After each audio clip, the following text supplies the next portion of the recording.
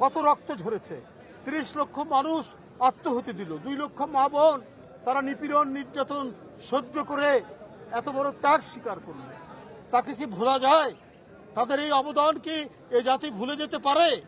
যদি কেউ কৌশলে ভোলানোর চেষ্টা করে, এ জাতি কোনোদিন ভুলবে না এবং ভুলতে দিবে না। ইশরাক হোসেনরা, মন্ত্রীরা এইটা ভুলতে দেবে না। এটাই হলো অঙ্গীকার, এটাই হচ্ছে তারুণ্যের অঙ্গীকার। আজকে স্বয়ং সম্পূর্ণ হতে হবে আমাদেরকে। জিয়াউর রহমানের রাজনীতির দর্শন ছিল এইটা। কি ছিল তখন দেশে? কিছুই ছিল না, কিন্তু গোটা জাতিকে তিনি উদ্বুদ্ধ করলেন খাল কাটা কর্মসূচির মধ্যে দিয়ে, শিক্ষা কর্মসূচির মধ্যে দিয়ে, যে আমাদেরকে লেখাপড়া শিখে আলোকিত হতে হবে। আমরা খাল কেটে বর্ষার সময় পানি ধারণ করব, শুকনো মৌসুমে সেচ দিয়ে আমরা ফসল ফলাবো, আমরা স্বয়ং সম্পূর্ণ হব। এই দেশ যেন আর দুর্ভিক্ষের কবলে না পড়ে। ৭৪-এর দুর্ভিক্ষের কথা আপনাদের মনে নেই, এই প্রজন্মের মনে নেই, কিন্তু আমাদের মনে আছে। ওই দুর্ভিক্ষ ঘুচাতে তিনি খাল খনন কর্মসূচি নিয়েছিলেন এবং তিনি যে এই যে অবদান রেখেছেন, আজও পর্যন্ত আমরা তার সেই অবদানের সুফল ভোগ করছি। তাই আমি মনে করি তার সুযোগ্য পুত্র, তার জ্যেষ্ঠ পুত্র, গণতন্ত্রের আপসহীন সেনানী দেশনেত্রী বেগম খালেদা জিয়ার জ্যেষ্ঠ পুত্র তারেক রহমান দেশের প্রধানমন্ত্রী। তিনি ক্ষমতায় আসার আগে যে অঙ্গীকার করেছেন, যে প্রতিশ্রুতি দিয়েছেন, এবং ক্ষমতায় আসার পর জনগণের ভোটে, জোর করে নয়, একবারে অবাধ সুষ্ঠু নির্বাচন, যার জন্য 16 বছর এক দীর্ঘ সংগ্রাম, আত্মদান, গুম খুন, ক্রস ফায়ারে এক ভয়ঙ্কর বিভীষিকার মধ্যে বিএনপি হেঁটে গিয়ে অনেক সন্তানকে তারা হারিয়ে দিয়েছে, আমরা গুম হয়ে গেছে, ক্রস ফায়ারের শিকার হয়েছে। এত আত্মদানের মধ্যে দিয়ে আমাদের পাওনা যে গণতন্ত্র, আমরা সেটা পেয়েছি জনাব তারেক রহমানের নেতৃত্বে। তার নেতৃত্বে তিনি ক্ষমতায় এসেই তিনি তার প্রতিশ্রুতি বাস্তবায়ন শুরু করেছেন। তিনি ফ্যামিলি কার্ড দিচ্ছেন, তিনি ফার্মার্স কার্ড দিচ্ছেন, দিনাজপুরে খাল খনন করছেন, একটার পর একটা প্রতিশ্রুতি পালন করে যাচ্ছেন।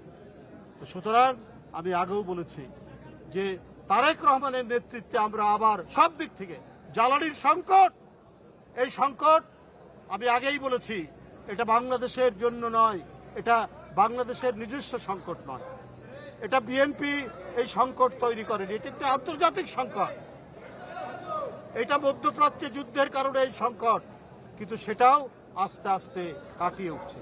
তবে পাশাপাশি আমাদের এই ব্যবস্থাও নিতে হবে, বারবার যে অঙ্গীকার করেছেন জনাব তারেক রহমান, যে রিনিউয়েবল যে এনার্জি, সেই এনার্জির তিনি যে প্রতিশ্রুতি দিয়েছেন সেটা তিনি অবশ্যই করবেন। আপনারা জানেন যে পাকিস্তানে রুফটপ সোলার প্যানেল বসিয়ে তারা বিলিয়ন বিলিয়ন ডলার তারা সাশ্রয় করেছে। এই বিলিয়ন ডলার দিয়ে যে তেল কিনতে হতো, ফুয়েল কিনতে হতো, সেটা কিনতে হয় না। এই উপমহাদেশের মধ্যে তারা একটা দৃষ্টান্ত তারা তৈরি করেছে।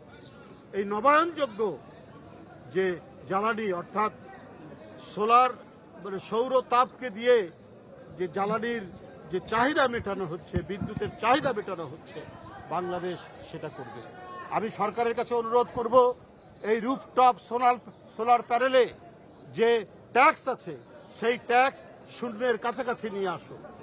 বিদ্যুৎ মন্ত্রীকে বলবো শূন্যের কাছাকাছি নিয়ে আসুন, এটা উৎসাহিত করুন, এবং এর যন্ত্রাংশ আমদানি করতে যে ধরনের ট্যাক্স দিতে হয়, ট্যারিফ দিতে হয়, সেটা কমিয়ে দিন, যাতে মানুষ তাদের ছাদে সৌর প্যানেল বসিয়ে বিদ্যুৎ চাহিদা পূরণ করতে পারে, যাতে আর কারো দিকে মুখ চেয়ে, অন্য কোনো দেশের মুখ চেয়ে আমাদেরকে থাকতে না হয়। বন্ধুরা আমার, সেই দিকে আমাদের দেখতে হবে।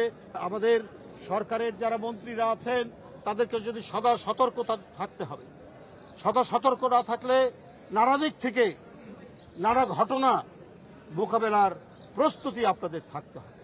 গত 24 ঘন্টায় 11 জনের অধিক হামে মারা গেছে। কেন?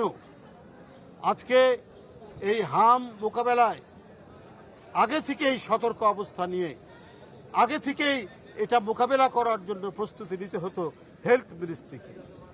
আমার বিশ্বাস আপনারা দ্রুত এটার উপর ব্যবস্থা নিয়ে যাতে আর কোনো ধরনের মৃত্যু না হয় এই ব্যবস্থা নিতে হবে।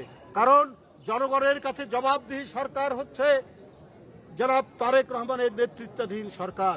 কারণ জনগণের ভোটে নির্বাচিত সরকার, তিনি দিনরাত পরিশ্রম করে তার যে প্রতিশ্রুতি পূরণ করছেন, মন্ত্রীদেরকেও সেই প্রতিশ্রুতি পূরণে কাজ করতে হবে, যাতে বিনা চিকিৎসায়, যাতে বিনা ওষুধে মানুষ বিপন্ন হতে না পারে, যাতে কোনো ধরনের মহামারী গ্রাস না করতে পারে আমাদের দেশকে, সেই কাজও করতে হবে এই সরকারের বিভিন্ন মন্ত্রীদেরকে। গণতন্ত্র মিন করি তাহলে তো অবশ্যই সরকারি দল, বিরোধী দল বা সরকারি যে দল আছে এবং বিরোধী দলের মধ্যে আলোচনা, ডিসকাশন, ডিবেট, ডিসকোর্স এগুলো অব্যাহত থাকবে।